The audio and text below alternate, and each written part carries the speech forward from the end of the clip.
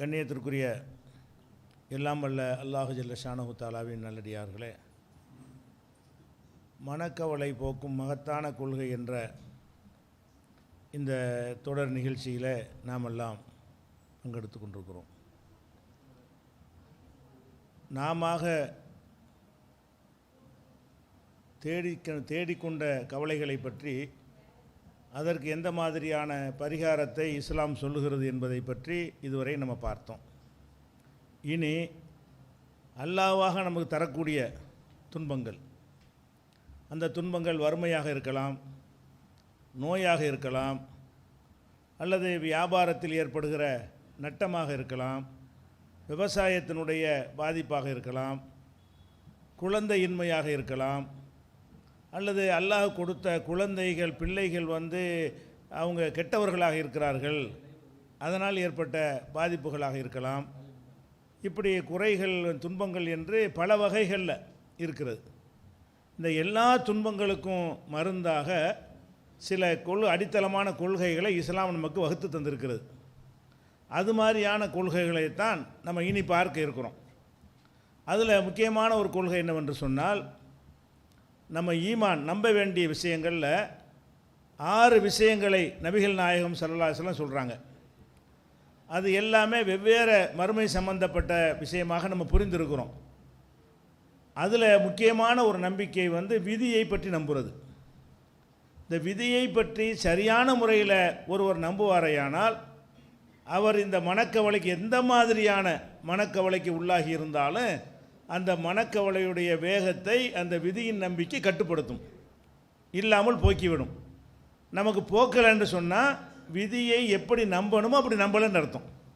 விதி என்கிற ஒரு நம்பிக்கையை நம்ம சரியான முறையில் நம்பினோமையானால் கண்டிப்பாக எந்த மாதிரியான கவலைகளாக இருந்தாலும் அந்த கவலை நம்மை பாதிக்காது, சர்வசாதாரணமாக அதை நம்ம கடந்து செல்ல முடியும்.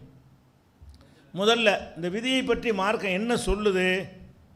நபிகள் நாயகம் ஸல்லல்லாஹு அலைஹி வஸல்லம் அவங்கள்ட்ட ஒருத்தர் வர்றாரு. வந்தவர் ஜிப்ரீல்ங்கிற வானவர் தான் வர்றாரு. வானவர்னு தெரியாது மக்களுக்கெல்லாம். ஒருத்தர் வர்றாரு, வெளியூர்லேருந்து வர்ற மாதிரி வர்றாரு. நபிகள் நாயகம் ஸல்லல்லாஹு அலைஹி வஸல்லம் அவங்கள்ட்ட சில கேள்விகளை கேட்குறார்.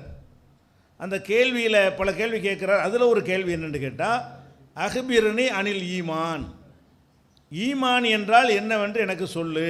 ஜிப்ரீல் அலைஹிஸ்ஸலாம் மனிதர் மாதிரி ஒரு சபையில் கேள்வியை கேட்டு அதுக்கு நபிகள் நாயகம் ஸல்லல்லாஹு அலைஹி வஸல்லம் பதில் சொல்லி அதன் மூலமாக மக்கள் மார்க்கத்தை கற்றுக்கிறணும் என்பதற்கு அல்லாஹ் செஞ்ச ஏற்பாடு. ஜிப்ரீல் அவர் தெரியறதுக்காக கேட்கல, அவருக்கு எல்லாம் தெரியும். ஜிப்ரீல் எது கேள்வி கேட்குறாருன்னு சொன்னால், இந்த கேள்வியை கேட்கும் பொழுது சஹாபாக்கெல்லாம் உன்னிப்பாக கவனிப்பாங்க. சபையில் நடக்கிறதுனால ரசூல் ஸல்லல்லாஹு அலைஹி வஸல்லம் அதுக்கு ஆன்சர் பண்ணுவாங்க. அந்த ஆன்சர் மக்களுக்கு கேட்கும் பொழுது அவங்களுக்கு மார்க்கத்தை அறிஞ்சு கொள்ள வாய்ப்பாக இருக்கும். அதனால் அவர் கேட்குறார், ஜிப்ரீல் கேட்குறாரு. ஒரு மனிதர் மாதிரி சாதாரண மனிதர்னு மக்கள் நினைக்கிறாங்க, ஜிப்ரீல் தெரியாது. அஹ்பிர்னி அனில் ஈமான், ஈமான் என்றால் என்னவென்று எனக்கு சொல்லுங்கள். ஈமான்னா மனசில் நம்ப வேண்டிய விஷயங்கள் என்ன, அதை பற்றி எனக்கு சொல்லுங்கள் என்று கேட்குறார். அப்போ ரசூல் ஸல்லல்லாஹு அலைஹி வஸல்லம் சொல்கிறாங்க, அன் தூமின பில்லாஹி, ஒன்று அல்லாஹ்வை நம்ப வேண்டும், ஓ மலாயிகத்திஹி, அவனுடைய வானவர்களை மலக்குமார்களை நம்ப வேண்டும், ஓ குத்துபிஹி, அவனுடைய வேதங்களை நம்ப வேண்டும், ஓ ருசுலிஹி, அல்லாஹ் அனுப்பிய தூதர்களை நபிமார்களை நம்ப வேண்டும், ஒல் யௌமில் ஆஹிரி, இறுதி நாள், உலகம் அழிக்கப்படுற நாள் ஒன்று இருக்குது, திரும்ப எழுப்புறதெல்லாம் சேர்ந்து அந்த யுகமுடிவு நாளை பற்றியும் திரும்ப எழுப்புவது பற்றியும் அதையும் நம்ப வேண்டும். ஓ தூமின பில் கத்ரி ஹைரிஹி ஓ ஷர்ரிஹி, நல்லது கெட்டது உள்ளிட்ட விதியை நீ நம்ப வேண்டும். நல்லதாக இருந்தாலும் கெட்டதாக இருந்தாலும், நமக்கு செல்வம் கிடைச்சாலும் வறுமை கிடைச்சாலும், நமக்கு ஆரோக்கியம் கிடைச்சாலும் நோய் கிடைத்தாலும், நல்லது கெட்டது எல்லாத்தையும் பற்றிய விதியை நீ நம்ப வேண்டும். இதுதான் ஈமான். எதையெல்லாம் நம்பினா ஒருத்தன் மூமினாக இருப்பான் என்றால், அல்லாஹ்வை நம்பணும், வானவர்களை நம்பணும், தூதர்களை நம்பணும், வேதங்களை நம்பணும், இறுதி நாளை நம்பணும், விதியை நம்பணும் என்று ரசூல் ஸல்லல்லாஹு அலைஹி வஸல்லம் அவருக்கு விளக்கம் சொல்கிறாங்க. இது முஸ்லீமில் வரக்கூடிய ஹதீஸு. இன்னொரு அறிவிப்பில் எப்படி வருதுன்னு கேட்டால், ஓ தூமின பில் கதிரி குல்லிஹி, விதியை 100% நம்ப வேண்டும், முழுமையாக விதியை பற்றி நம்ப வேண்டும், அது முற்றிலும் முழுமையாக நீ நம்ப வேண்டும். இப்படி நம்பினாதான் உன்கிட்ட ஈமான் இருக்குன்னு அர்த்தம் இப்படி ரசூல் ஸல்லல்லாஹு அலைஹி வஸல்லம் விடை சொல்கிறாங்க. அப்போ விதியை நம்புறது முக்கியமான ஒரு கொள்கை கோட்பாடு என்று நம்ம விளங்கிக் கொள்கிறோம். அதே மாதிரி நபிகள் நாயகம் ஸல்லல்லாஹு அலைஹி வஸல்லம் அவங்களும் வேறு வேறு சந்தர்ப்பங்களில் இந்த விதியை நம்புறதை வலியுறுத்தியிருக்கிறாங்க. அது எப்படி நம்புறது ரெண்டாவது வருவோம். இந்த விதியை ஒருத்தர் நம்பலைன்னா முஸ்லீமாக இருக்க முடியாது. அதான் நம்ப வேண்டிய ஈமான்கிற விஷயத்தில் எதெல்லாம் அடங்கி இருக்கிறதோ அதில் குறைவை அல்லாவை நம்புகிறான், மலக்கள் இல்லைங்கிறான், அவன் இஸ்லாமிய வட்டத்தில் வரமாட்டான். அல்லாவும் மலக்கை நம்புகிறான், ரசூல் இல்லைங்கிறான், அவன் மூமினாக முடியாது. மறுமை நாள்லாம் கிடையாது, உலகத்துறை எல்லாம் முடிஞ்சு வச்சுக்கிறான். இப்படி எந்த ஒரு விஷயத்தில் கோளாறு வச்சாலும் சரி அவனுடைய ஈமானில் குறை இருக்கிறது, அவன் தேர மாட்டான்னு அர்த்தம். அப்போ ரசூல் ஸல்லல்லாஹு அலைஹி வஸல்லம் சொல்கிறாங்க, ஒரு ஊரில் காலரா ஏற்பட்டு போச்சு. காலரா ஏற்பட்டவுடனே அந்த ஊரில் இருக்கிற ஒரு மூமின் அவன் என்ன நினைக்கிறான்னு கேட்டால், நமக்கு இந்த ஊரில் இருக்கும்போது காலரா நோய் வந்துருச்சு ஊர் மக்களுக்கெல்லாம், நம்ம இந்த ஊரை விட்டு வெளியேறக்கூடாது, அல்லாஹ் எதை எழுதியிருக்கிறான்னு அதான் நடக்கும், காலராவுக்கு பயந்து நான் இந்த ஊரை விட்டு போக மாட்டேன் என்று எவன் ஒருவன் உறுதியாக இருக்கிறானோ அவனுக்கு ஒரு ஷஹீதுடைய கூலி அவனுக்கு கிடைக்கும். அப்போ என்ன சொல்கிறாங்கன்னு கேட்டால், யஅலமு அன்னஹு லா யுசீபுஹு இல்லாமா கதபல்லாஹு லஹு, அல்லாஹ் எனக்கு எழுதியது தான் நடக்கும், விதின்னு ஒன்று அல்லாஹ் ஏற்படுத்தியிருக்கிறான், அதுதான் நடக்கப் போகுது என்று நம்பி காலராவை கண்டு ஓடி ஒழியாமல் ஊரில் இருக்கிறான் பாருங்க, அவனுக்கு ஷஹீதுடைய கூலி இருக்கிறது. விதியை நம்பணுமா? அந்த காலராவுக்கு ரெண்டு வழியை ரசூலுல்லாஹ் காட்டியிருக்கிறாங்க. ஒரு ஊரில் காலரானா பிளாக் தொத்து நோய், அந்த மாதிரி நோய் பரவுதுன்னு வைங்க, அப்படி பரவுறதாக நீங்கள் கேள்விப்பட்டீங்கன்னா நீங்கள் எங்கே போகக்கூடாது. இப்போ உதாரணமாக ஒரு மதுரையில் காலரா இருக்குதுன்னு கேள்விப்படுறீங்க, நீங்கள் இங்கேருந்து புனக்கிட்ட மதுரைக்கு பயணப்பட்டு போகக்கூடாது. அந்த ஊருக்கு போகிற பயணத்தை நீங்கள் தவிர்த்து கொள்ள வேண்டும். நீங்கள் மதுரையில் இருக்கும்போது காலரா வந்துருச்சுல, காலராவுக்கு பயந்து ஊரை விட்டு ஓடக்கூடாது. நம்ம இருக்கும் ஊரில் ஒரு தொற்று நோய் வந்து விட்டது என்று சொன்னால் அதை விட்டு நம்ம ஓடக்கூடாது. ஒரு ஊரில் வந்ததை கேள்விப்பட்டோம்னு சொன்னால் தேடியும் போகக்கூடாது. ஒரு ஊரில் அந்த மாதிரி நடக்குதுன்னு சொன்னால் தேடியும் போகக்கூடாது. இது நபிகள் நாயகம் ஸல்லல்லாஹு அலைஹி வஸல்லம் காட்டின ஒரு வழிகாட்டுதல். இதில் இன்றைக்கி விஞ்ஞானிகளும் மருத்துவர்களும் இதைத்தான் சொல்கிறாங்க. முக்கியமாக என்ன சொல்கிறாங்க, ஒருத்தன் இல்லாத ஊருக்கு இவன் போனான்னு சொன்னால் அங்கே உள்ள தொத்திக்கணும், அங்கே உள்ள தப்பிச்சு வந்தான்னு சொன்னால் அவன் மூலம் அந்த கிருமிகள் தொற்றி உலகத்துக்கெல்லாம் பரவி விட்டுரும். நீ உன் ஊரில் உன் ஊருக்கு தானே காலரா வந்திருக்குது, அங்கே இருந்து பேஸ் பண்ணு, நீ தப்பிச்சு ஓட வந்தீன்னு சொன்னால் உன்னோட அந்த கிருமிகளும் தொற்றி நீ எந்த ஊருக்கு போய் அந்த ஊரெல்லாம் பரப்பி விட்டுறேன், எல்லா பக்கமும் போயிடும்னு சொல்கிறாங்க. அந்த ட்ரெயின்லாம் போகும்போது ஜனல்லாம் சாத்த சொல்லுவாங்க, அந்த காலரா பாதித்த ஊர்களில் அந்த வழியாக ரயில் வரும்னு சொன்னால் ஜன்னல்லாம் இறக்கி விட்ருங்க, திறந்துடாதீங்க, அந்த காற்று உள்ளே வந்தால் நம்மளை பாதிக்கும்னு சொல்கிறாங்க. அப்போ இந்த காலரா பிளேக்கு தொத்து நோயெல்லாம் வரும் பொழுது ஒரு மூமின் என்ன செய்யணும்னு கேட்டால், நம்ம இருக்கிற ஊரில் வந்துருச்சு, அல்லாஹ் ஏற்படுத்தினான், இங்கேருந்து போகக்கூடாது, அல்லாஹ் என்ன எழுதினானோ ஆரோக்கியம் அவனுடாகட்டும், மூத்து தான் இருக்குன்னா வரட்டும் என்று உறுதியாக அவன் இருப்பானேயானால் அவனுக்கு ஷஹீதுடைய கூலி என்று ரசூல் ஸல்லல்லாஹு அலைஹி வஸல்லம் சொல்கிறாங்க. இது ஏறக்குறைய ஒரு ரிஸ்கான வேலை தானே. காலரா இருக்கும்போது தப்பிச்சு ஓடத்தானே நம்ம பார்ப்போம். அப்போ தப்பிச்சு ஓடினாலும் தப்பிக்க இயலாது. உண்மையில் அந்த காலரா கிருமி நம்ம பாதிக்கிற நிலையில் தொற்றிவிடும் என்று சொன்னால் தப்பித்தாலும் அந்த ரிசல்ட்டு தான், அங்கே இருந்தாலும் அந்த ரிசல்ட்டு தான். உங்கள் உடம்பு எதிர்த்து பேஸ் பண்ணுற அளவுக்கு வலுவாக இருந்துச்சுன்னு சொன்னால் அங்கே இருந்தாலும் உங்களுக்கு ஒன்றும் ஆகாது, வெளியே போனாலும் ஒன்றும் ஆகாது. இது அவனுக்கு கேடான ஒரு தத்துவம் இல்லை. ஆனால் ஈமானில் அது பாதிக்காதவர்கள் என்ன செய்யணும், நான் போக மாட்டேன், அல்லாஹ் எழுதி நடக்கட்டும் என்று இருக்கணும். அப்போ இந்த நம்புகிற விஷயத்தை பற்றி விதியை பற்றி ரசூல் ஸல்லல்லாஹு அலைஹி வஸல்லம் அவர்கள் இந்த மாதிரி நமக்கு வழிகாட்டி இருக்கிறாங்க. அதே போல் அதை எப்படி மணக்க வலிக்கு மருந்து ரெண்டாவது, முதல்ல விதியை பற்றி மார்க்கம் என்ன சொல்லுது, என்னென்ன மாதிரி விஷயங்கள் எல்லாம் வலியுறுத்துன்னு தெரிந்து கொண்ட பிறகு இதில் எப்படி மனக்கவலை வராமல் இருக்கும், முதல் விஷயத்தை விளங்கிட்டு தான் அதுக்கு மருந்தாக பார்க்கணும். அது போக அல்லாஹ் சொல்லி காட்டுறான், உலகத்தில் எது நடந்தாலும் சரி விதியில் இல்லாமல் நடக்கிறது கிடையாது. இது ஒரு இஸ்லாத்தினுடைய முக்கியமான அடிப்படையான கொள்கை. அல்லாஹ் சொல்கிறான், அல்லாஹு ஹலகக்கும் மின் துராப், அல்லாஹ் உங்களை மண்ணிலிருந்து படைத்தான், களிமண்ணால் படைத்திருக்கிறான். சும்ம மின் நுத்ஃபத்தின், அப்புறம் அந்த முதல் மனிதரை மண்ணால் படைத்த பிறகு அப்புறம் விந்து துளியிலிருந்து மற்ற மனிதர்களை எல்லாம் அப்படி படைக்கிறான். சும்ம ஜாலக்கும் அஸ்வாஜன், பிறகு உங்களை ஜோடிகளாக அல்லாஹ் என்ன செய்கிறான், ஆக்குறான். ஒமா தஹமிலு மின் உன்சா, எந்த ஒரு பெண் கருவுற்றாலும் உலா தளவு அவள் பிரசவித்தாலும் இல்லா யாலமுஹு, அவனுக்கு தெரியாமல் நடக்காது. இந்த அல்லாஹ் என்ன சொல்கிறான்னு கேட்டால், ஒரு பெண்ணு கருவுறானா, கருவுற்ற விஷயம் அவளுக்கே தெரியாது. சில நாட்களுக்கு பிறகு, சில வாரங்களுக்கு பிறகு சில அறிகுறிகளை வைத்து மருத்துவர்கள் உறுதி செஞ்சு சொல்லணும். அந்த செகண்டில் அல்லாஹ்வுக்கு தெரிஞ்சு போயிடும். கருவுற்றாலும் இல்லா யாலமுஹு, அதுக்கு முந்தையே கூட அல்லாஹ்வுக்கு தெரியும். அது வேறு இடத்துல வருது. அவன் அறியாமல் நடக்க முடியாது. ஒமா யு அம்மரு மின் அம்மரின் ஒலா என் குஸ்மின் உமரிஹி இல்லாஃபி கிதாப். ஒரு மனிதனுடைய வாழ்நாள் அதிகமாக இருந்தாலும் சரி, குறைவாக இருந்தாலும் சரி, அதுவும் பதிவேட்டில் இருக்கிறது. ஒருத்தன் 20 மூத்தா போயிட்டானா அப்படி எழுதி வச்சிருக்குது. ஒருத்தன் 95 வயசுக்கு இருந்தானா அதுவும் எழுதி வச்சிருக்கிறது. வாழ்நாள் கூடுனாலும் சரி குறைஞ்சாலும் சரி, அவனுடைய உழைப்பினால தியாகத்தினால அப்படி வந்து விளைங்கிறாதீங்க. எல்லாம் ரெக்கார்டு ஏற்கனவே பதிவு செய்யப்பட்டு இல்லாஃபி கிதாப், பதிவு செஞ்சு வச்சிருக்கிறேன். இன்ன தாலிக்க அலல்லாஹி யசீர், இது அல்லாஹ் எனக்கு லேஸ். நம்ம சில விஷயங்களை பதிவு பண்ண முடியும். உலகத்தில் உள்ள அத்தனை விஷயங்களும் ரெக்கார்டு பண்ணுறது எவ்வளோ கஷ்டமான வேலை. அனைத்தையும் பதிவு பண்ண முடியல. எனக்கு 1000 விதி இருக்க, ஒவ்வொரு மனுஷனுக்கு லட்சக்கணக்கான விதி இருக்குமே. என்னை பற்றி விதி எழுதுறது இருந்தால் கூட ஒவ்வொரு செகண்டுக்கும் எழுதணுமே. நான் இந்த செகண்டில் என்ன செய்வேன், அடுத்த செகண்ட் என்ன செய்வேன், அதுக்கடுத்த செகண்ட் என்ன செய்வேன், ஒவ்வொரு செகண்டும் மைக்ரோ செகண்ட்லையும் என்னுடைய அசைவு, பேச்சு, மனசால் நினைக்கிறது, வாயால் சொல்வது, சைகை செய்வது, உடல் ஏற்படுற உபாதைகள், எத்தனை விஷயங்கள் ஒரு மனுஷனுக்கு இருக்குது. ஒரு செகண்டில் ஒரு மனுஷனுக்கு 100கணக்கான இயக்கங்கள் இருக்குது. ஒரு மனுஷனுக்கு எழுதி முடிக்கிறதுக்கு அதுக்கு பெரிய டைம் எடுக்கும். இப்போ அத்தனை கோடி மக்களுக்கு எழுதி, மக்கள் இல்லாமல் வேறு வேறு படைப்பினங்களை பற்றி எல்லாத்தையும் எழுதுறது எவ்வளோ ஒரு கஷ்டமானது அப்படின்னு நீங்கள் நினைக்கிறீங்களா? இன்னதாலிக்கு அலல்லாஹி யசீர், எனக்கு இது ரொம்ப லேஸ். ஒவ்வொரு விஷயத்தையும் இது நடப்பதற்கு முன்னாடியே எழுதி வைத்திருப்பது கஷ்டம் நீங்கள் நினச்சிடாதீங்க. உங்கள் பார்வையில் கஷ்டம், எனக்கு அது லேசுன்னு சொல்லி அல்லாஹ் என்ன சொல்ல வர்றான்னு கேட்டால், அனைத்தும் பதிவாகி இருக்குது.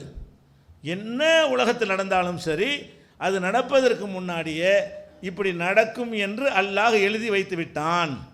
இது திருக்குர்ஆனில் 35வது வசனத்தில் 35வது அத்தியாயத்தில் 11வது வசனத்தில் இதை அல்லாஹ் சொல்லி காட்டுகிறான். அதே மாதிரி ஒமா யஸுபு அன் ரப்பிக்க மிஸ்காலு தர்ரா ஃபில் அர்லி வலா ஃபிஸ் ஸமா, பூமியிலையும் வானத்திலையும் அணு அளவு இருக்குல்ல, அந்த அளவு கூட அல்லாஹ்வுக்கு மறையாது. இந்த பூமி எவ்வளோ பெரும்பாண்டம், பூமியோட பல லட்சம் மடங்கு வானம்ங்கிறது அவ்வளோ பெரும்பாண்டம். இந்த பிரம்மாண்டமான ஒரு பிரபஞ்சத்தில் ஒரு அணுக்கு என்ன கணக்கு, ஒன்றுமே இல்லை. அந்த அணு அல்லாஹ்வுக்கு தெரியும். இவ்வளோ பிரம்மாண்டமான ஒன்றில் ஒரு அணு இங்கே இருந்தால் நமக்கு தெரியாது. இந்த பூமியில் இந்த தரையில் இருக்கிற அணுவை நம்ம பக்கத்தில் உட்கார்ந்து பார்த்தால் நமக்கு என்ன செய்யாது, தெரியாது. நம்ம கையில் அணுக்கள் இருக்கிறது தெரியாது. நம்ம கைகளில் தூசுகளில் அணுக்கள் வந்து ஒட்டுதில்ல, அது நமக்கு தெரியாது. அல்லாஹ் எப்படிப்பட்டது, என்னுடைய நாலேஜ், என்னுடைய அறிவு, என்னுடைய பார்வை எப்படிப்பட்டது என்று சொன்னால், வானத்திலேயோ பூமியிலேயோ ஒரு அணு கூட இறைவனை விட்டு மறையாது. அப்படி சொல்லி காட்டுறான். உமா யஸுபு அன் ரப்பிக்க மின் மிஸ்காலி தர்ரத்தின் ஃபில் அர்தி வலா ஃபிஸ் ஸமா, வானத்திலேயோ பூமியிலேயோ அணு அளவு கூட அல்லாஹ்வுக்கு மறையாது. வலா அஸ்கர மின் தாலிக, அணு தான் சின்னது. அணுவை சொல்லிவிட்டு அதை விட சின்னதுங்கிறான்ல, அதை விட சின்னதும் அவனுக்கு மறையாது, அணுவும் மறையாது. வலா அஸ்கர மின் தாலிக, அதை விட சின்ன பொருள் இருந்தாலும் அதுவும் மறையாது. வலா அக்பர, அதை விட பெருசாக இருந்தாலும் மறைய முடியாது. அவனுக்கு எல்லாமே இல்லாஃபி கிதாபின் முபீன், அது தெளிவான பதிவேட்டில் இருக்கிறது. இப்போ என் கையில் இப்படி அடிக்கிறேன், இதில் எத்தனை தூசி ஒட்டிருக்கும், கோடான தூசி இருக்கு, துகள்கள் இதில் இருக்கும்.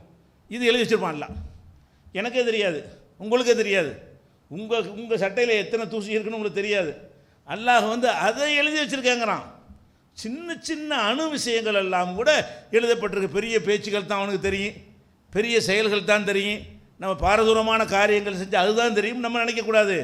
சின்ன சின்ன அணுவான விஷயங்கள் கூட எழுதி வச்சுட்டான் அல்லாஹ். அதெல்லாம் எழுதியிருக்கும்போது பெருசுலாம் எழுதாமல் இருக்குமா? நான் பணக்காரனை போகிறது எழுதி வச்சுருப்பான், நான் ஏழையாக போகிறது அதையும் எழுதி வச்சுருப்பான், நான் நோயாளியை போனால் அதை எழுதி வச்சுருப்பான் முன்னாடியே, நான் ஆரோக்கியம் அடைந்தால் அதை வந்து எழுதி வைத்திருப்பான், நான் மரணித்தால் அது முன்னரே எல்லாம் எழுதி வச்சுருப்பான்.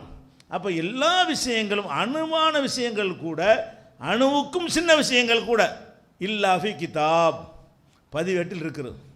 எல்லாத்தையும் ரெக்கார்டில் எல்லாம் வச்சுருக்கிறான் அப்படின்னு சொல்லி 10:61 வசனத்தில் எல்லாம் சொல்லி காட்டுகிறான்.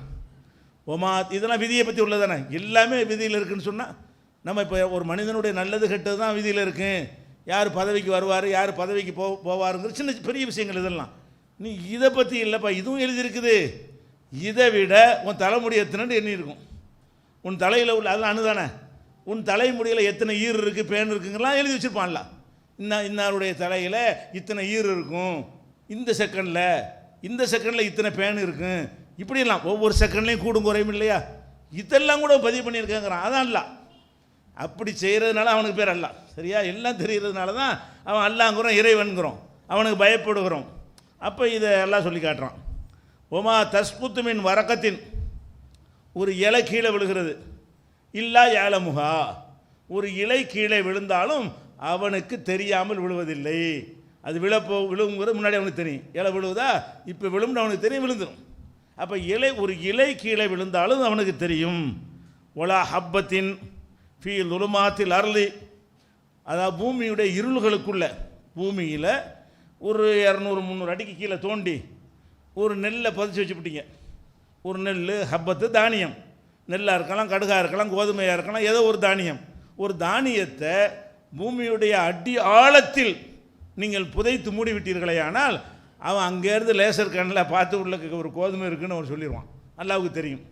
அது பூமியுடைய இருள்களுக்கு, பல இருள்களுக்குள்ளே நீங்கள் புதைத்து வைக்கப்பட்ட ஒரு தானியமாக இருந்தாலும், ஒலா ரத்தபின் ஈரமானதாக இருந்தாலும், ஒரா யாபிசின் காஞ்சதாக இருந்தாலும், தானியத்தை முளைக்கக்கூடிய தானியம் இருக்கும், பட்டு போன தானியம் இருக்கும். அந்த 2 தானியம் அவனுக்கு தெரியும். இது முளைக்கிற நெல், இது முளைக்காத நெல், இது 200 அடியில் இருக்குது, இவ்வளவும் தெரியும். இதெல்லாம் எழுதி வச்சுருக்கான்ல. அப்போ ஒரு பூமியில் நெல் எத்தனை, புல் எத்தனை என்றது சாதாரண விஷயமா? இதுகள்லாம் கூட பதிவேட்டில் வச்சுருக்கிறான்னு சொன்னால் ஒரு தம்படி கூட அவனை விட்டு மறையாது. இது நீங்கள் இல்லாஃபி கிதாபின் முபீன், இதுவும் தெளிவான பதிவேட்டில் இருக்கிறது. 6வது அத்தியாயத்தில் 59வது வசனம் சொல்கிறான். எதுக்கு இதெல்லாம் சொல்கிறோம்னு கேட்டால், நம்ம மனசில் ஆழமாக பதியணும். எல்லாம் என்னென்ன நம்ம செய்கிறோமோ, நினைக்கிறோமோ, பேசுகிறோமோ, நம்மன்ட்டு கிடையாது, நம்மளை சுற்றி என்ன நடக்கிறதோ அனைத்தும் அவனுக்கு என்ன செய்யப்பட்டிருக்கேன், பதிவு செய்யப்பட்டே இருக்கும். அதே மாதிரி குல்லு செய்யும் பி கதர், ரசூல் ஸல்லல்லாஹு அலைஹி சொல்கிறாங்க, எல்லா விஷயங்களுமே விதிப்படி தான் நடக்கிறது.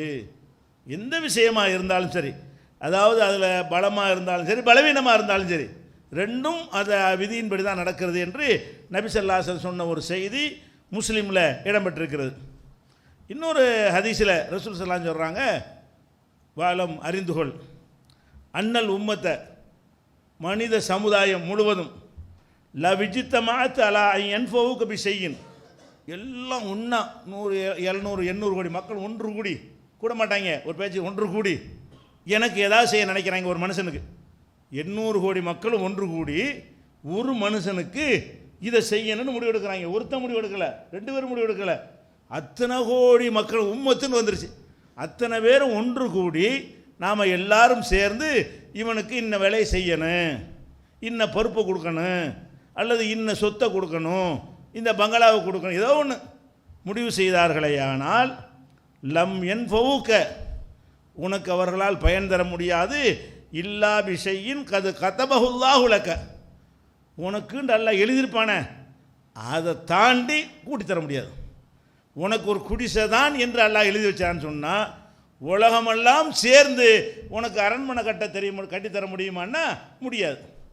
நீ 1000 ரூபாய்க்கு தான் ஒரு நாளைக்கு சம்பாதிப்பே என்று அல்லாஹ் எழுதி வைத்திருந்தான் என்று சொன்னால், ஒட்டுமொத்த உலகமெல்லாம் சேர்ந்து 1001 ரூபாயை உனக்கு தர முடியாது. 1000 எழுதுனா 1000 தான், 999 எழுதினால் உலகமெல்லாம் சேர்ந்து 1000 ரூபாய் ஆக்க முடியாது. அப்போ உலகமெல்லாம் ஒன்று திரண்டு உனக்கு எதையாவது தர நினைத்தார்களேயானால், அல்லாஹ் எதை எழுதியிருக்கிறானோ, இவன் நினைக்கிறதுக்கு முன்னாடி அவன் எழுதிட்டான், எனக்கு என்ன கிடைக்கும் அல்லாஹ் எழுதி வச்சிருக்கிறான். அதுவும் டோட்டலாக எழுத மாட்டான், ஒவ்வொரு செகண்டுக்கு எழுதியிருப்பான். இப்போ எனக்கு என்ன, நம்ம எல்லாம் ஒரே நிலையில இருப்போம், ஒரு நாளைக்கு ஒரு மாறிக்கிட்டு இருப்போம். இன்றைக்கி உள்ள பொருளாதாரம் நாளைக்கு நம்மகிட்ட இருக்காது, நாளை கழிச்சு கூடும், அதுக்கப்புறம் குறையும், காலையில் இருந்த காசு சாயந்தரம் செலவழிச்சு முடிஞ்சிடும். அப்போ கூடி குறைஞ்சி வருமா இல்லையா? இப்படி அனைத்துமே ரெக்கார்டில் இருக்கும் பொழுது, எந்த நேரத்தில் என்ன உனக்கு இருக்கும் என்று அல்லாஹ் சொன்னானோ, கிடைக்கும் என்று சொன்னானோ, அதை தாண்டி உலகமெல்லாம் சேர்ந்து உனக்கு தர முடியாது. இப்படி ஆழமாக பதிய வைத்து கொண்டு பிறகு மணக்க விலைக்கு வரணும். இப்படியெல்லாம் பதிந்த பிறகு இது எப்படி மனக்கவலையை போக்கும், பிறகு பார்ப்போம். அதே மாதிரி விஜித்தமவு, உலகம்லாம் ஒன்றா சேர்ந்து உனக்கு ஒரு கேடு செய்ய நினைக்கிறாங்க. இப்போ நன்மை செய்யறதுக்கு சொன்னாங்கல்ல, எல்லாம் சேர்ந்து என்ன செய்கிறாங்க, உன் கையை வெட்டன்னு முடிவு பண்ணிட்டாங்க. எத்தனை பேர் 800 கோடி மக்களும் சேர்ந்து உன்னை பிடிச்சிட்டு போய் இவன் கையை வெட்டணும்னு முடிவு பண்ணிட்டாங்கன்னா வெட்டிடுவானுங்கிறீங்களா? வெட்டுவான் என்று எழுதியிருந்தால் தான் வெட்டுவான். என் கையை இவர்கள் வெட்டி விடுவார்கள் அல்ல எழுதினால் வெட்டுவாங்க. வெட்ட மாட்டு அதை பற்றி எழுதாமல் விட்டான்னு வைங்களேன், உலகமெல்லாம் சேர்ந்து எனக்கு ஒரு துன்பத்தை உங்களுக்கு ஒரு துன்பத்தை தர முடிவு செய்தார்களே, ஆனால் அல்லாஹ் எழுதிய ஒன்றை தவிர வேற ஒன்றை அவர்கள் செய்ய முடியாது. அப்போ என்ன விளங்கணும், நம்ம கையை வெட்டி விட்டாங்கன்னு சொன்னால் எழுதியிருக்கிறான் வெட்டி விட்டாங்க அவ்வளோதான். வெட்ட முடியலைன்னு சொன்னால் எழுதலை வெட்ட முடியலை. அப்போ எல்லாமே எழுதப்பட்டிருக்குது என்று ரசூல் ஸல்லல்லாஹு அலைஹி சொல்லி சொல்கிறாங்க. ருஃபியத்தில் அக்லாம், பேனாக்கள் உயர்த்தப்பட்டு விட்டன. எழுதுறதுக்கு இலக்கியமாக சொல்கிறது, எழுதி ஒரு பேனா எழுதிட்டானே, எழுதி பேனா மூடிட்டா மரம் எழுதுறதுக்கு வேலை இல்லை. ருஃபியத்தில் அக்லாம், எழுத வேண்டியலாம் எழுதி பேனா ஒத்திக்கி வச்சாச்சுங்கிறான்லாம். இப்போ யோசிச்சு எழுதுறது இல்லை. 2019 பிறந்துருச்சே, இதுக்கு என்ன எழுதலாம், அதெல்லாம் கிடையாது. அதெல்லாம் எழுதி வச்சு அப்போவே முடிஞ்சிருச்சு. உங்களையெல்லாம் என்னெல்லாம் படைக்கிறதுக்கு முன்னாடியே ருஃபியத்தில் அக்லாம், பேனாக்கள் உயர்த்தப்பட்டு விட்டன. மரம் எழுதுறதுக்கு டாபிக் கிடையாது, எல்லாம் எழுதியாச்சு. எழுதுன்னு நடந்துக்கிட்டு இருக்கிறது. இப்போ என்னென்ன நீங்கள் நடந்து கொண்டு போய் இப்படி உட்காந்துருக்கிறோம்ல, யார் யார் என்னென்ன பொசிஷனில் அதெல்லாம் எழுதியிருக்கு. இவர் சாஞ்சிருப்பார்னு எழுதியிருக்கு, இவர் சமணம் போடுவார்னு எழுதியிருக்கிறது, இன்னைங்க இப்படி கையை நாடியில் வச்சுருப்பாருன்னு எல்லாம் எழுதியிருக்குது. அப்போ நீங்கள் இருக்கிற அத்தனை பேர் என்ன மாதிரி இருக்கிறோமோ அத்தனையுமே அங்கே எழுதப்பட்டு விட்டது அப்படின்னு சொல்லி ருஃபியத்தில் அக்லாம், பேனாக்கள் உயர்த்தப்பட்டு விட்டன. ஜஃபத்தி சுஹபு, ஏடுகள் காய்ந்து விட்டன. எழுதுனது காஞ்சியாச்சு, அதுவும் கையரமாக இருந்தால் கூட அழிஞ்சு போயிடும். பேனாவை தூக்கியாச்சு, ஏடு காஞ்சி போச்சு, இனிமேல் எதுவும் சேர்க்கறதுக்கு வேலை இல்லை அப்படின்னு என்ன அர்த்தம்? ஒன்று விடலை, எல்லாம் அல்லாஹ் அவ்வளோ ரெக்கார்ட் பண்ணிவிட்டான். நம்மெல்லாம் பிறக்கிறதுக்கு முன்னாடி நம்மளை அப்படி படமாக எடுத்து எல்லாம் நினைஞ்சிட்டான். இவன் இந்த மாதிரி பிறப்பான், இப்படி வாழ்வான், என்ன செய்வான், அனைத்தையுமே எழுதி வைத்து விட்டான். இதை நம்ம பார்க்கணும். இது முஸ்லிமில் வரக்கூடிய ஆதாரப்பூர்வமான ஒரு ஹதீஸ். அதே மாதிரி திருமதியில் வரக்கூடிய ஆதாரப்பூர்வமான ஹதீஸ். ரசூல் ஸல்லல்லாஹு அலைஹி சொல்கிறாங்க, கதபல்லாஹு மகாதிரல் ஹலாயிக், அல்லாஹ் இந்த படைப்பினங்களுடைய விதிகளை எல்லாம் எழுதி முடித்து விட்டான். எப்போ முடிச்சுட்டான்னு கேட்டால், கபுல ஐயகுலுக்க சமாவாத்தி உள்ளர், இந்த வானம் பூமி இருக்க அதை படைக்கிறது, நம்மளை படைக்கிறதுக்கு வந்து இல்லை, இந்த வானம் பூமியெல்லாம் படைக்கிறதுக்கு ஹம்சீன அல்பிசனா 50,000 ஆண்டுக்கு முன்பாகவே. வானங்கள் பூமின்னு படைக்கிறான்ல, அதுக்கு முந்தி அவன் மட்டும்தானே இருந்தான்.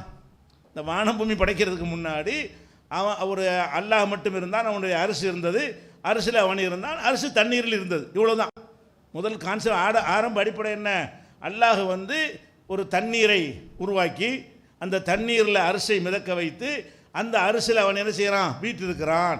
இவ்வளவுதான் ஆரம்பத்தில் உள்ளது. பாக்கி எல்லாம் பிறகு ஒன்று ஒன்றா படைக்கப்படுது. வானம் பூமி சூரியன் சந்திரன்லாம் பிறகு படைக்கப்படுகிறது. அப்போ இந்த வானங்கள் பூமியெல்லாம் படைக்கிறதுக்கு 50,000 வருஷத்துக்கு முன்னாடியே அல்லாஹ் எல்லாம் எழுதிட்டான். வானமும் இல்லை, பூமியை படைச்சி அதில் பல லட்சம் வருஷங்கள் ஆன பிறகு அதில் வேறு படைப்புகள்லாம் படைச்சி அநியாயமெல்லாம் பண்ணி அதுக்கப்புறம் நம்ம இந்த படைப்பை படைப்போம்னு சொல்லி மண்ணை எடுத்துகிட்டு போய் எல்லாம் என்ன செய்கிறான், நம்மளை படைக்கிறாங்கிறது ரொம்ப பின்னாடி நடக்குது. நம்மளையெல்லாம் படைக்கிறது ரொம்ப ரொம்ப பின்னாடி. நம்மளை படைக்கிறதுக்கு முன்னாடியே பூமியை படைச்சாச்சு. பூமியை வானங்களில் படைக்கிறதுக்கு முன்னாடி எல்லாம் நினைச்சிட்டான் 50,000 வருஷம். 50,000 வருஷம்னு சொன்னால் எந்த வருஷம்? அல்லாஹ்வுடைய விஷயத்தில் 50,000 வருஷம்னு சொன்னால் ஒளி ஆண்டை தான் சொல்லணும். இந்த 50,000 வருஷம் இல்லை. நம்முடைய 50,000 இதெல்லாம் ஒரு கணக்கே கிடையாது அல்லாஹ்வுக்கு. நம்ம 24 மணி நேரத்தை ஒரு நாளுங்கிறோம்ல, இதெல்லாம் அல்லாட்ட ஒரு கணக்கே கிடையாது. அல்லாஹ்வுடைய இதில் பார்வையில் நாள் என்பது என்னது, எல்லாம் ஒளி வேகத்தில் உள்ள கணக்கு.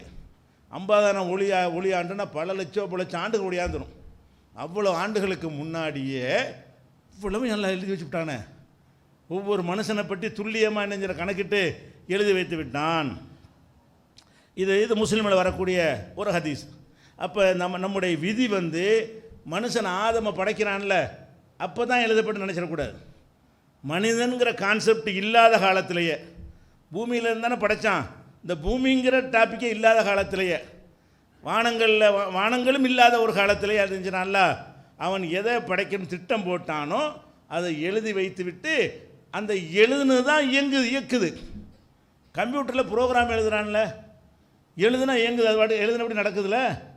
கம்ப்யூட்டரில் ப்ரோக்ராம் எழுதிட்டான்னு சொன்னால் அந்த ப்ரோக்ராம் பிரகாரம் இவன் மனுஷனுக்கு செய்ய முடியுதா? உனக்கு நீ ஒரு கம்ப்யூட்டர் எடுத்து ப்ரோக்ராம் எழுதி 7 மணிக்கு ஆன் ஆகணும்னு சொன்னால் ஆன் ஆகும், 8:30 மணிக்கு ஷடவுன் ஆகணும்னு நீ ப்ரோக்ராம் பண்ணி வச்சின்னா 8:30 மணிக்கு ஷடவுன் ஆகிடும், 8:31 மறுபடியும் ஆன் ஆகணும்னா ஆன் ஆகும்.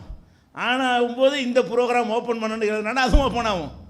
ஆன் ஆகும்பொழுது இன்னென்ன ப்ரோக்ராம்லாம் தெரியக்கூடாது, இன்னும் ப்ரோக்ராம் தெரியணும், இப்படின்னு என்னென்ன நீங்கள் எழுதுறீங்களோ ஒரு உங்கள் சாதாரண ஃபோனில், நீங்கள் ஆண்ட்ராய்டு ஃபோனில், ஒரு ஐஃபோனில் இவ்வளவும் செய்ய முடியுத, ஷெட்யூல்டு போட்டு உங்களுக்கு செய்ய முடியுத. அப்போ மனிதன் வந்து எழுதி வைக்கிறான், அதன்படி நடக்குதுன்னு சொன்னால் ரப்புல் மனுஷன் எதை வச்சு எழுதுறான், இதை செஞ்சால் இப்படி தான் நடக்கும்னு தெரிஞ்சுக்கிட்டு எழுதுறான். அப்போ படைச்ச ரப்புல் ஆலமீன் நம்ம கொடுத்த இந்த சின்ன அறிவை கொண்டு எழுதினபடி நடக்க வைக்க முடியும் என்றால், நடக்கிறதுக்கு முன்னாடி இது நடக்கும்னு தானே எழுதுறான். கம்ப்யூட்டர் ஃபோன்லாம் ப்ரோக்ராம் பண்ணுறானே, இதை போட்டால் இப்படி நடக்கும் என்று அவன் அறிஞ்சுதானே எழுதுறான். எழுதுனபடி நடக்குதா இல்லையா? சரி, ஷெட்யூல்டு எஸ்எம்எஸ்ன்னு வச்சுருப்பாங்க. 8:20க்கு இந்த எஸ்எம்எஸ்ஸை இந்த நம்பருக்கு அனுப்பு அப்படின்னு போட்டு வச்சுட்டீங்கன்னா நீங்கள் வாட்டுக்கு மறந்துடுவீங்க. என்ன செய்யும்? இன்றைக்கி இல்லை, ஒரு வாரம் கழித்து ஒரு ஆளுக்கு மெசேஜ் அனுப்பணும். ஷெட்யூல்டு எஸ்எம்எஸ் இருக்கா இல்லையா? அந்த அப்ளிகேஷன் டவுன்லோட் பண்ணிக்கிற வேண்டியது. டவுன்லோட் பண்ணி 25ஆம் தேதி ஒரு ஆளுங்க என்ன செய்யணும், உங்கள்கிட்ட ஏதோ செய்தி தெரிவிக்கணும்.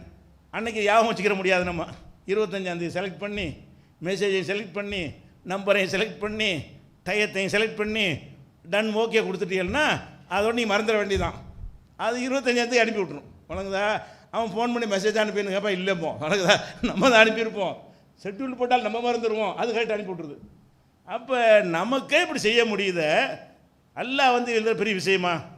அட, உனக்கு அல்லாஹ் கொடுத்துருக்க அறிவு சின்ன அற்பத்திலும் அற்பமான அறிவு. இந்த அறிவை கொண்டு நீ நடக்கிறதுக்கு முன்னாடி உள்ள நீ எழுதி வைக்கிற, நீ எழுதி வச்சபடியெல்லாம் நடந்து கொண்டே இருக்கிறது. இது ஏழும் என்று சொன்னால் படைத்த இறைவன் அவ்வளோ சூப்பர் பவராக இருக்கிற ரப்புல் ஆலமீனுக்கு இருக்காது. அல்லாஹ் சொன்னதை கண்டுபிடிச்சி நீ எழுதுற, இதெல்லாம் அல்ல அமைச்சு வச்சிருக்கிறான். அதனால நீ எழுத போய் அது நடக்குது. படைச்சவனுக்கு முடியாதப்ப. அப்போ அனைத்தும் எல்லாம் எழுதி வச்சுருக்கிறான். எந்த அளவுக்குன்னா இதை ஒரு சம்பவத்தின் மூலமாக ரசூல் ஸல்லல்லாஹு அலைஹி வஸல்லம் விளக்குறாங்க. எப்படி விளக்குறாங்கன்னா, மூசா அலைஹிஸ்ஸலாமும் மறுமையில் ஒரு வானுலகத்தில் ஒரு சந்திப்பு. மூசா அலைஹிஸ்ஸலாமும் ஆதம் அலைஹிஸ்ஸலாம் சந்திச்சுக்கிறாங்க. எங்கே? ஒரு வானுலகத்தில். அது வஹீல அல்லாஹ் காட்டுறான், நமக்கு தெரியாது. அல்லாஹ்வுடைய ரசூலுக்கு காட்டுறான், ரசூல் நமக்கு சொல்கிறாங்க. சந்திக்கும் போது மூசா அலைஹிஸ்ஸலாம் சண்டைக்கு போகிறார். யார்கிட்ட? ஆதம் அலைஹிஸ்ஸலாத்திட்ட. அப்போ அதனை அப்போ அந்த மாதிரி உங்களை அல்லாஹ் படைச்சானே, உங்களை தன் கையால் தானே படைத்தான், படைச்சி சொர்க்கத்தில் வச்சுருந்தானே, நினச்சதெல்லாம் செஞ்சுக்கன்னு விட்டுருந்தானே, எல்லா வசதிகளையும் செஞ்சு வந்திருந்தானே, கொஞ்சம் பொறுமை இல்லாமல் கட்டளையை மீறி எங்களையெல்லாம் வெளியேற்றிவிடலன்னு கேட்குறாரு. எது?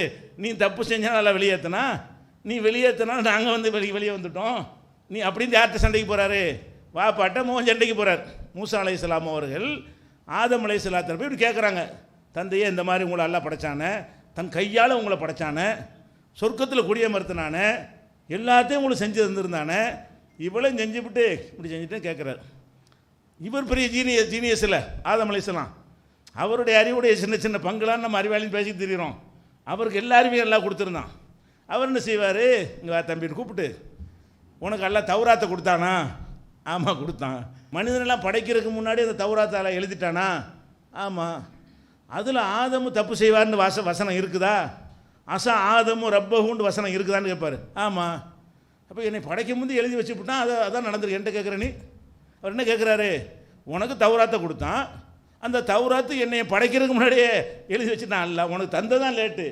அல்ல தௌராத்தை எழுதி வச்ச முன்னாடி எழுதிட்டான். அந்த தௌராத்தில் என்ன இருக்குது? ஆதம் தப்பு செய்தார், அல்லாஹ்வுக்கு மாறு செய்வார்னு எழுதி வச்சுட்டான். எழுதி வச்ச உன் தௌராத்தில் இருக்குது. இந்த தௌராத்து என்னை படைக்கிறதுக்கு முந்தைய உள்ளது தானே? ஆமாம்.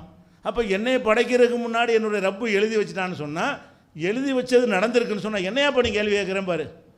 ஹஜ் ஆதமும் மூசாவை ஆதம் ஜெயித்து விட்டாருன்னு சொல்லுவாங்க. இந்த சம்பவத்தை சொல்லிவிட்டு மூசாவை ஆதம் இணைஞ்சிருவார், மடக்கிட்டாரு, இப்படி ரசூல் ஸல்லல்லாஹு அலைஹி வஸல்லம் சொன்னதாக புகாரியில் 6614 ஹதீஸ்லையும் இன்னும் பல நூல்களையும் இருக்கிறது.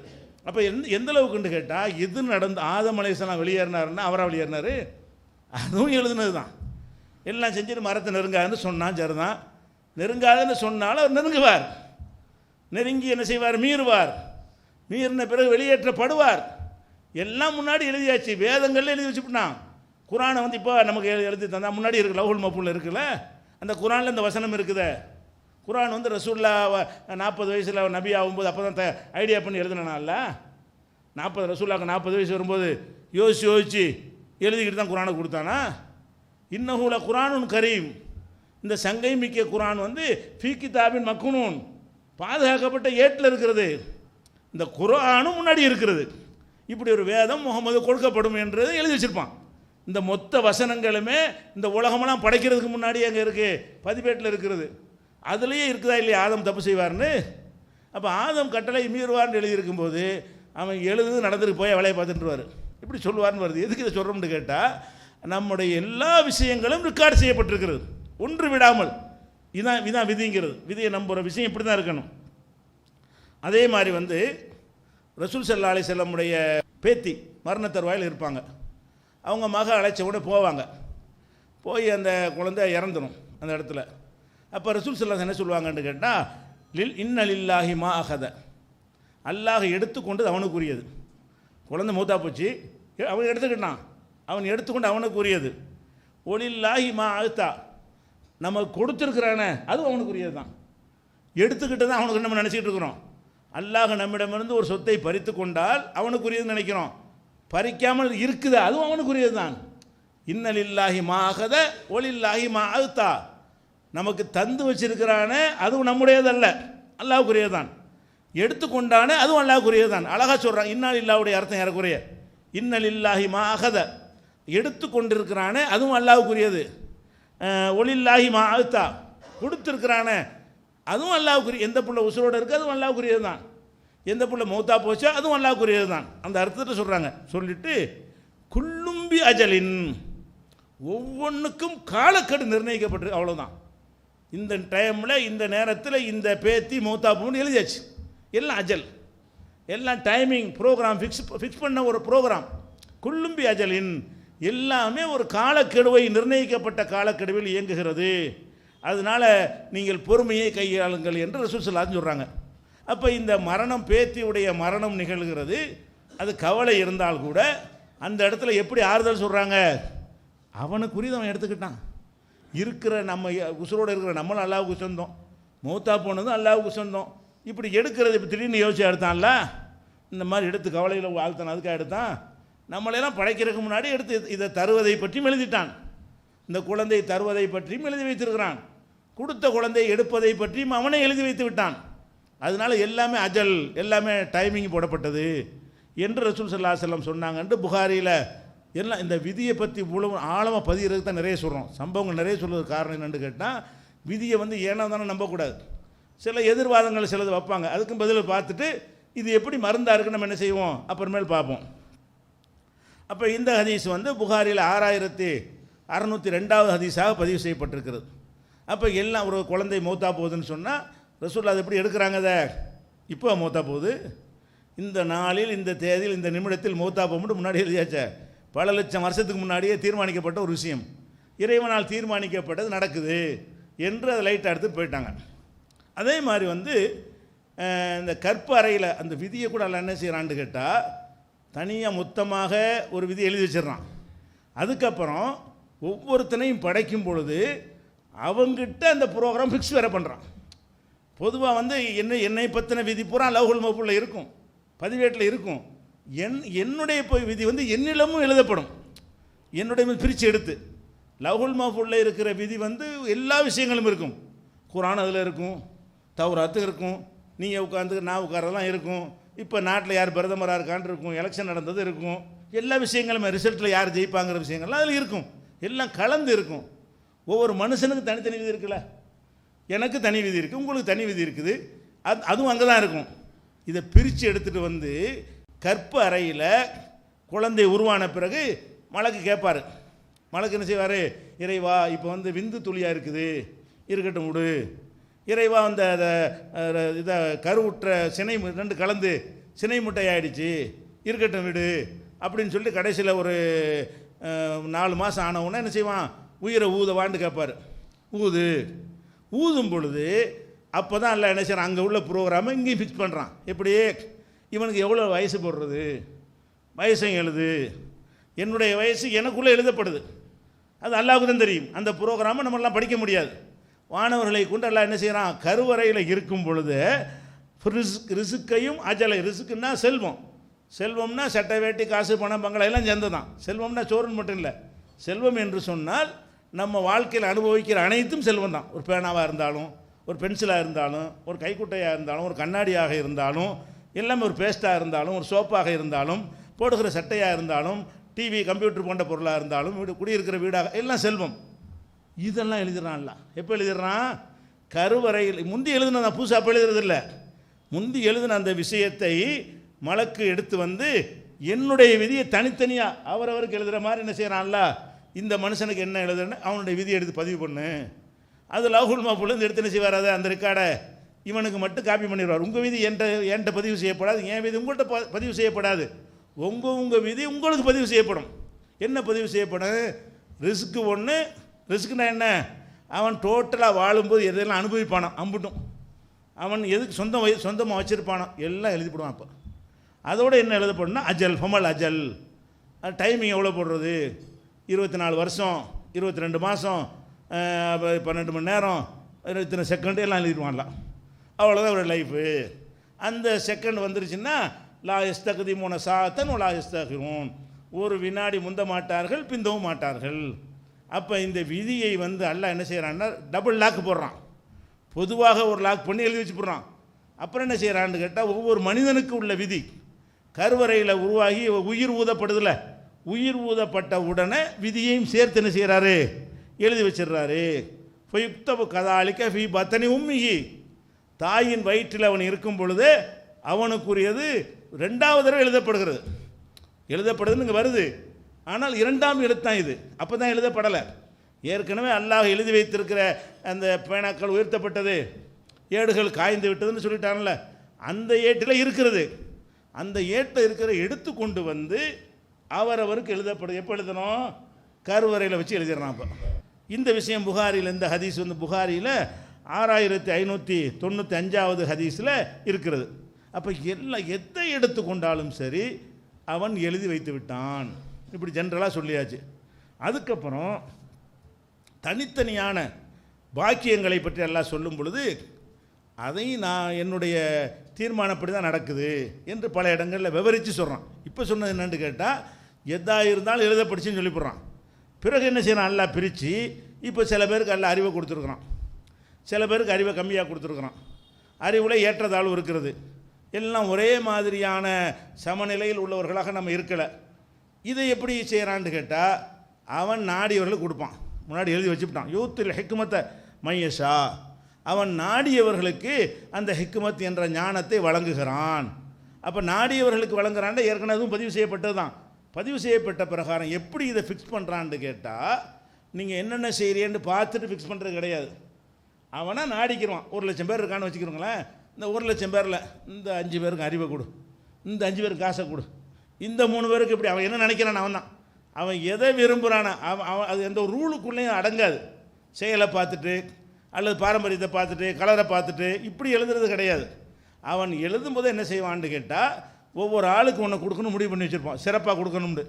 அப்போ அறிவை வந்து நாடியவர்களுக்கு கொடுப்பான். ஒமன் யூத்தல் ஹிக்மத்தை ஃபகத் ஊத்திய ஹைரன் கதீரா, யாருக்கு அறிவு ஞானம் கொடுக்கப்படுகிறதோ அவர் ஏராளமான செல்வங்கள் கொடுக்கப்பட்டவராக இருக்கிறார் எப்படின்னு சொல்கிறான்.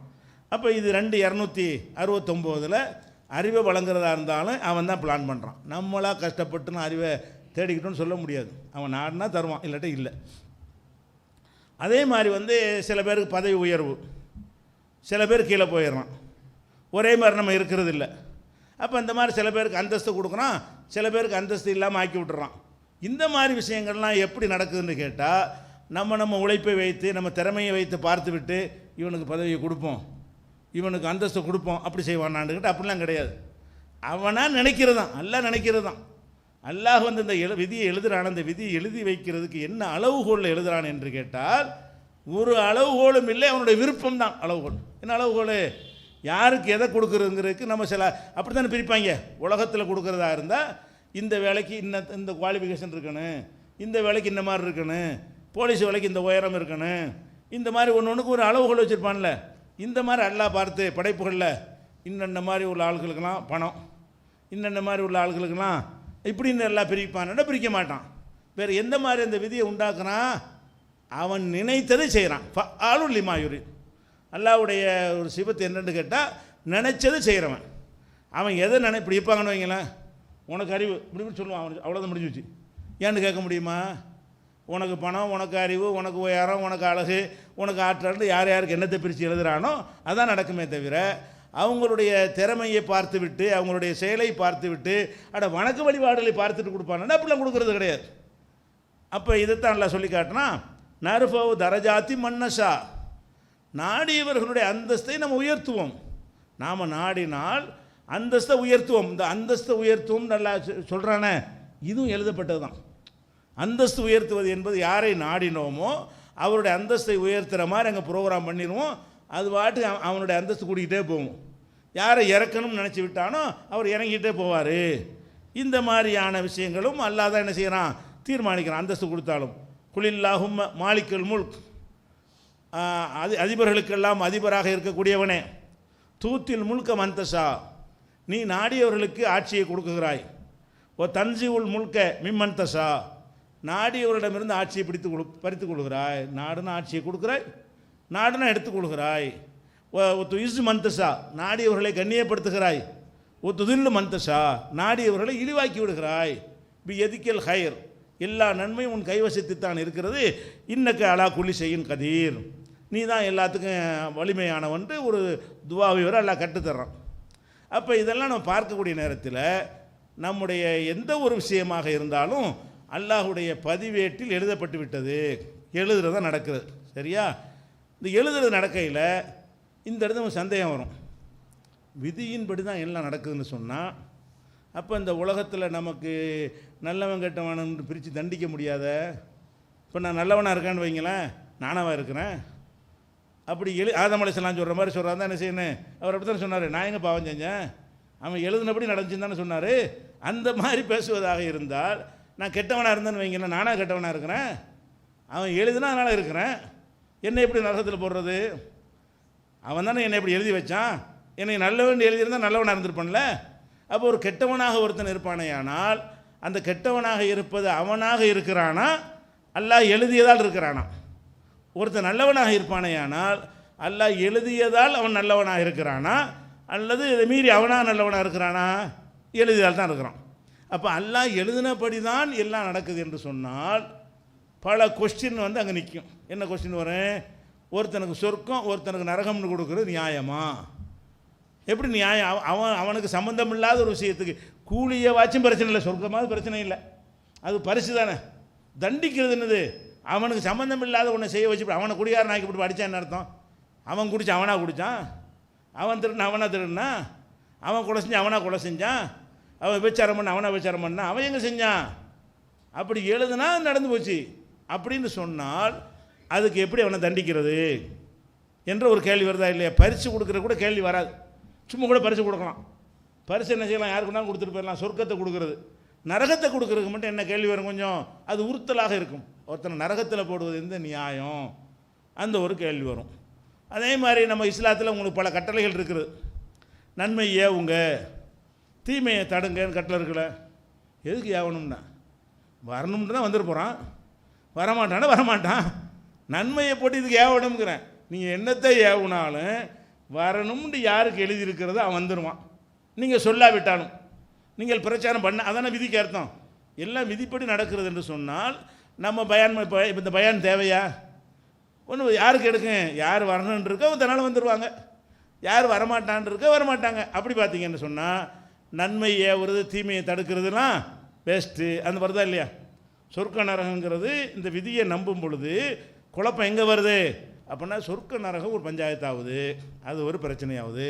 ரெண்டாவது கட்டளைகள், நன்மை ஏவி தீமையை தடுக்கிற கட்டளை இருக்குல்ல, இந்த கட்டளைகள்லாம் என்ன இல்லை, இதுக்கு ரசூல்லா விட்டு அடி வாங்க விட்டு எதுக்கு தேவையில்லாமல் நபியை கூட அனுப்பாமல் இருக்கலாமே, நபிமார்களுக்கு அனுப்பணும். அல்லாஹ் வந்து யார் யார் நல்லவன் எழுதிட்டானோ அவன் தன்னால் நல்லவனாக இருந்துட்டு போக போகிறான். யாரை கெட்டவன் எழுதிவிட்டானோ அவன் கெட்டவனாக இருக்க. நபியை அனுப்புனாலும் ரிசல்ட்டாக தான், நபியை அனுப்பாட்டாலும் ரிசல்ட்டாக தான். எதுக்கு தேவையில்லை நபியை போட்டு அனுப்பணும்? இந்த நபியை அனுப்பி அவர் அடி வாங்க விட்டு அப்படிலாம் ஒரு கேள்வி கேட்பாங்கல்ல, அந்த ஒரு கேள்வி வரும்போது செய்யுது. ஆமாம், விதின்னா இதெல்லாம் இருக்கக்கூட தேவையில்லையே, நபியை போட்டு அனுப்ப வேண்டியது இல்லையே, சும்மா விட்டுருக்கலாமே இப்படின்ற அதில் ஒரு டவுட்டு வருகிறது. அதே மாதிரி உழைக்க தேவையில்லைன்னு வரும். ஏன், நம்மளுக்கு என்ன எழுதுனா கிடைக்க போகுது, நம்ம ஏன் வியாபாரம் பண்ணணும்? படுத்துக்கிட்டாலும் வந்துட போகுது. நமக்கு எவ்வளோ ரூபா கிடைக்கும்னு நல்லா எழுதி வச்சுட்டானோ அது வரப்போகுது. நம்ம போயிட்டு கஷ்டப்பட்டுக்கிட்டு முட்டை தூக்கிட்டு அலைஞ்சிக்கிட்டு வேலைக்கு அலையணும், பேசாமல் படுத்துங்க பாம்பிட்டு போயிடும். அந்த விதியை நம்ம அப்படி தானே, உங்களுக்கு எவ்வளோ பணம் எழுதிட்டானோ அந்த பணம் வந்துடுமா இல்லையா? எந்த வீட்டு எத்தனை, பங்களா எத்தனை, ரூபா எத்தனை எல்லாம் எழுதி வச்சுட்டான்ல, எழுதுனது உங்களுக்கு கிடைச்சிருமா இல்லையா? கிடைச்சிருமாக இருந்தால் எதுக்கு வேஸ்ட்டாக போட்டு உழைக்கிறீங்க? அப்போ உழைக்கிறது தேவையில்லை. அப்போ நீ உனக்கு ஒன்றுமே வராதுன்னு எழுதி வச்சுருந்தா நீ என்னத்தை உழைச்சா உனக்கு கிடைக்க போகிறதில்ல. அல்லாஹ் வந்து உனக்கு ஒன்றுமே கிடைக்காதுன்னு எழுதிட்டான்னு வைங்க, நீங்கள் உழைச்சா கிடைக்குமா? கிடைக்க. அது விதிக்கு அர்த்தம். அந்த விதியை இப்படி புரிந்து கொள்வதாக இருந்தால் நம்ம உழைக்க தேவையில்லை, வேலைக்கு போக தேவையில்லை, எதுவுமே செய்ய தேவையில்லை, அது வாட்டுக்கு நெஞ்சிறேன் நடந்துறேன் அப்படின்னு வரும்போது என்ன ஆகுதுன்னு கேட்டால் அந்த விதியுடைய விஷயம் வந்து குழப்ப நிலை மாதிரி ஆக்குது.